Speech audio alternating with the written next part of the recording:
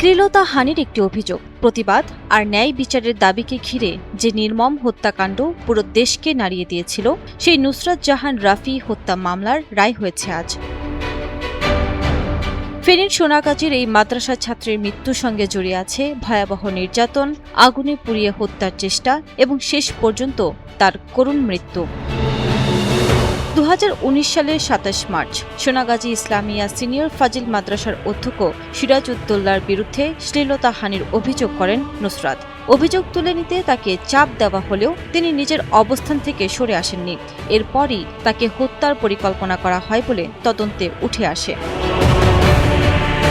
সে বছর 6 এপ্রিল আলিম পরীক্ষা দিতে মাদ্রাসায় গিয়েছিলেন নুসরাত।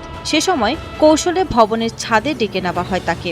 সেখানে বোরকা ও হাতমোজা পরা কয়েকজন তাকে অধ্যক্ষের বিরুদ্ধে করা মামলা তুলে নিতে চাপ দেয়। নুসরাত রাজি না হওয়ায় তাকে বেঁধে শরীরে কেরোসিন ঢেলে আগুন ধরিয়ে দেওয়া হয়।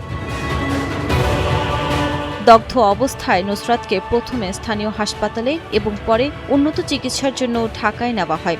শরীরের প্রায় 80% পুড়ে যাওয়া অবস্থায় 4 দিন মৃত্যুর সঙ্গে লড়াই করেন নুসরাত, কিন্তু শেষ পর্যন্ত 10 এপ্রিল ঢাকা মেডিকেল কলেজ হাসপাতালে চিকিৎসাধীন অবস্থায় মারা যান তিনি। নুসরাতের মৃত্যুতে দেশজুড়ে নেমে আসে ক্ষোভের ঝড়। তার হত্যার বিচার দাবিতে রাজপথে নামে মানুষ। দ্রুত বিচার ও দৃষ্টান্তমূলক শাস্তির দাবিতে সোচ্চার হয় বিভিন্ন শ্রেণী পেশার মানুষ। আজ সেই আলোচিত হত্যা মামলার রায় হয়েছে। রায়ে 16 আসামির মধ্যে সিরাজউদ্দৌলা ও শাহাদাত হোসেন শামীমের মৃত্যুদণ্ড বহাল রেখেছেন হাইকোর্ট। এছাড়া 4 জনের যাবজ্জীবন কারাদণ্ড এবং বাকি 10 জনকে খালাস দিয়েছেন আদালত।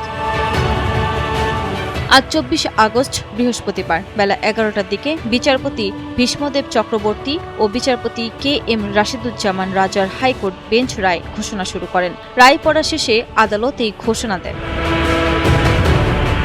নুসরাতের পরিবার ও স্বজনদের কাছে এই রায় শুধু একটি আইনি সিদ্ধান্ত নয়, এটি তাদের দীর্ঘ অপেক্ষা, শোক আর ন্যায় বিচারের আকাঙ্ক্ষার সঙ্গে জড়িয়ে থাকা একটি দিন।